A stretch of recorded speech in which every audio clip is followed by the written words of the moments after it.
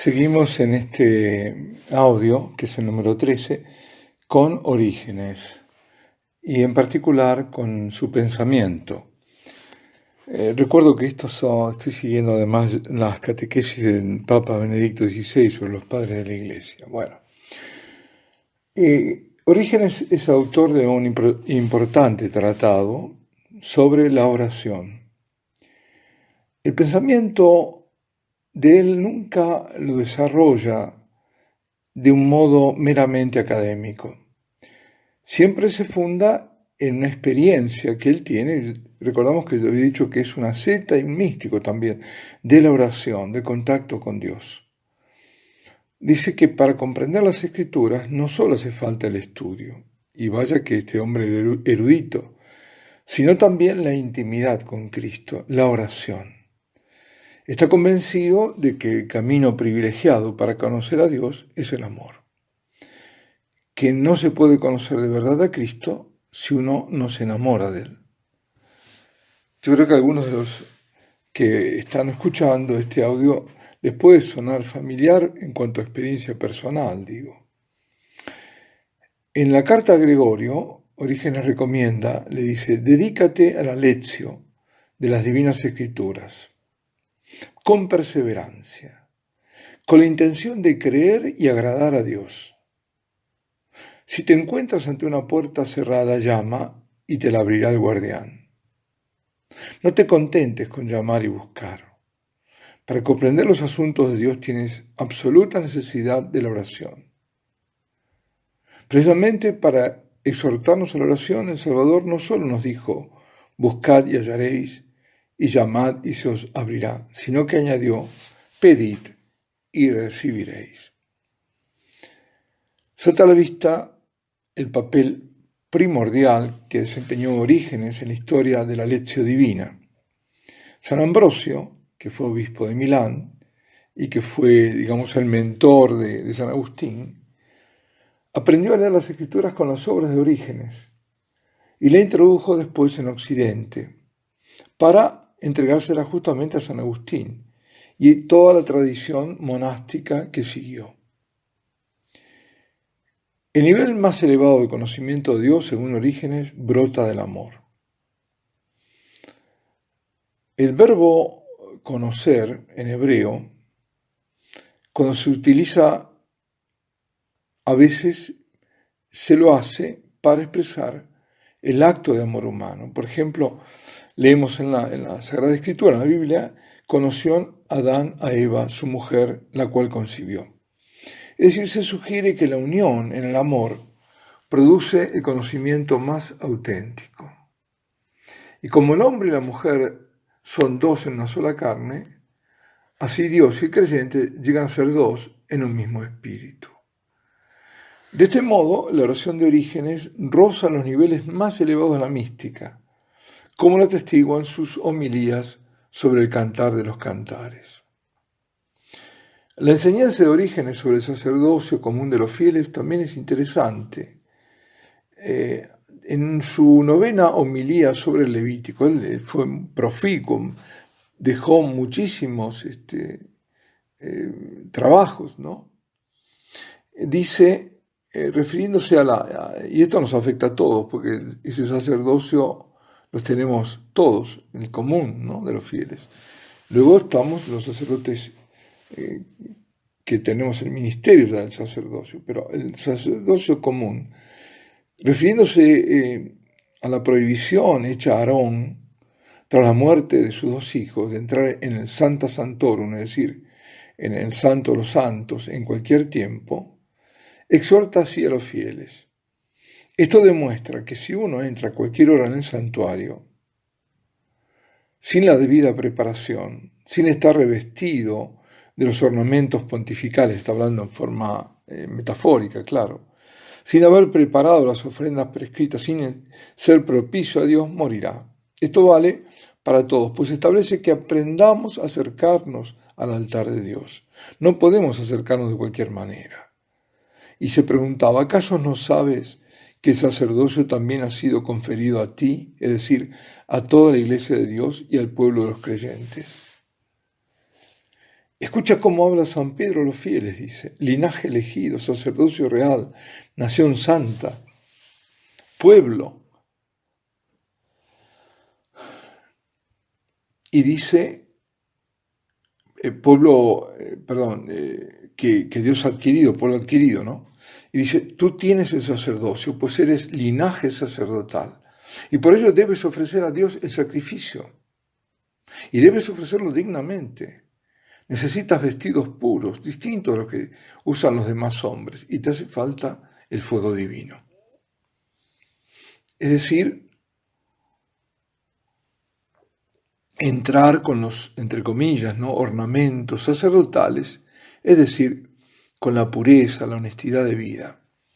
Y también con la lámpara siempre encendida, es decir, la fe, el conocimiento de las Escrituras. Estas son las condiciones indispensables para el ejercicio de ese sacerdocio universal de todos los fieles.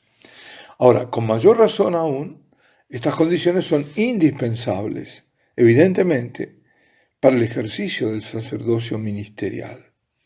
Una conducta íntegra de vida y sobre todo acogida, estudio de la palabra.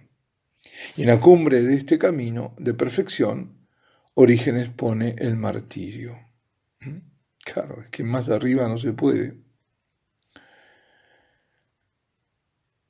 Creo que, bueno, aquí podemos dar, siempre se puede hablar muchísimo más, pero podemos pasar ahora al maestro, al padre latino, a Tertuliano, que era un africano del norte de África, entre fines del siglo II e inicios del III, contemporáneo con Orígenes. E inaugura la literatura cristiana en latín y comienza con la teología en ese idioma. Ha dado muchísimos frutos el trabajo de Tertuliano, no hay ninguna duda. Sabemos, por otra parte, que en Cartago, a fines del siglo II, recibió de padres y maestros paganos, porque viene de una familia pagana, una sólida formación retórica, filosófica, jurídica, histórica. Y luego se convierte al cristianismo. Parece que atraído por el ejemplo de los mártires cristianos. Y comenzó a publicar sus escritos más famosos poco antes del 200, en el año 197. Pero una búsqueda demasiado individual, y aquí es a veces el peligro, ¿no?, de la verdad y su carácter intransigente, porque era un intransigente, era muy riguroso, Tertuliano, todo eso lo llevaron poco a poco a abandonar la comunión con la Iglesia y a unirse a la secta del montanismo. Y claro, se separa de la Iglesia. Por eso es que no es santo. Pero son famosos sobre todo sus escritos de carácter apologético, es decir, de defensa de la fe. Y tiene él dos objetivos principales. Una, confutar, es decir, refutar las gravísimas acusaciones que los paganos dirigían contra la nueva religión.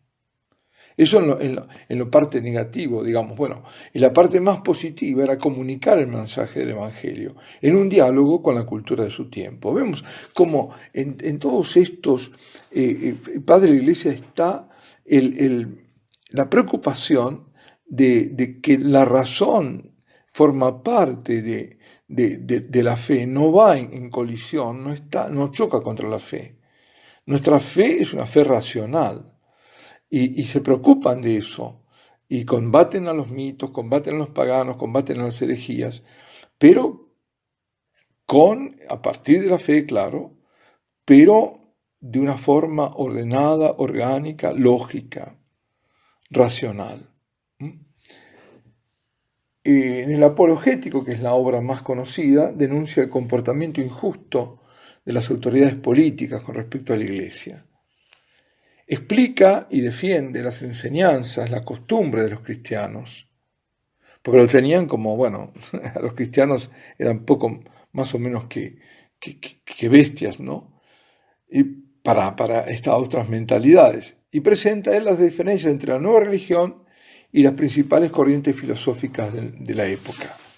Y manifiesta el triunfo del espíritu, que opone a la violencia de aquellos perseguidores, opone la sangre, opone el sufrimiento, opone la paciencia de los mártires. De él es la famosa frase: la sangre de los cristianos es semilla de nuevos cristianos, ¿sí? Semen et sanguis Christianorum, ¿no?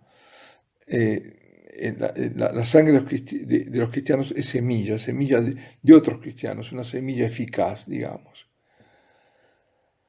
Es decir, que al final el martirio siempre tiene la victoria y son más eficaces que la crueldad, que la violencia. Es decir, más martirizaban y mataban a los cristianos y más crecía la fe.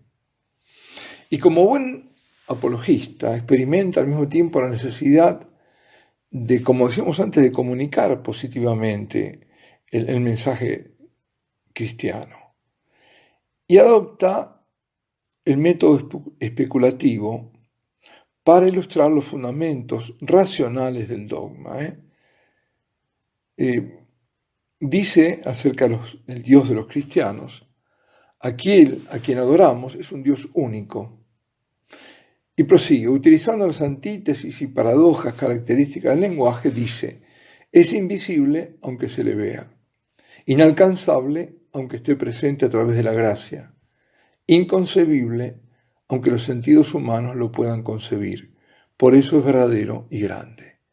Y da esto interesantísimo también, da un paso enorme en el desarrollo del dogma trinitario. Vemos cómo se va formando todo, de a poco el edificio. Cada uno está poniendo un bloque, una parte, de un edificio que ya estaba, porque ya está, pero se va desarrollando. Y introduce los términos tan importantes de sustancia y de personas, de las tres personas. Es decir, desarrolla un lenguaje correcto para expresar el misterio de Cristo como Hijo de Dios y como hombre verdadero. Y habla también del Espíritu Santo, fijaos, demostrando que es una persona y es persona divina, que no es como algunos creen, una energía. A veces presentan a Dios como una energía. Es una barbaridad. Einstein dice que la energía es la forma más degradada de la materia, así que eso sería Dios. Jesucristo envió por medio del Padre al Espíritu Santo, el Paráclito, al santificador de la fe, de quienes creen en el Padre, en el Hijo y en el Espíritu, dice Tertuliano. La Iglesia, a la que Tertuliano siempre reconoce como madre, incluso fijaos, después de su adhesión al montanismo, no olvidó que la Iglesia es la madre de nuestra fe y de nuestra vida cristiana. Y también habla de la conducta moral de los cristianos y de la vida futura. Como digo, era muy estricto, muy riguroso, y eso también lo llevó a exagerar el tema, ¿no? Tenemos la esperanza de que el futuro será nuestro, porque el futuro es de Dios. Y así la resurrección del Señor se presenta como el fundamento de nuestra resurrección futura. Afirma Tertuliano: la carne resucitará, toda la carne, precisamente la carne, y la carne toda entera. Donde quiera que se encuentre, está en consigna ante Dios, en virtud del fidelísimo mediador entre Dios y los hombres, Jesucristo, que restituirá Dios al hombre y el hombre a Dios. ¡Qué maravilla! Va a restituir, como es la recapitulación final, ¿no? Eso también hablaba San Ireneo. Dios al final, y bueno, también lo hizo San Pablo, ¿no? Al final será todo en todos, pero todo en Cristo, y Cristo entregará todo al Padre, restituirá Dios al hombre y el hombre a Dios, el hombre a Dios.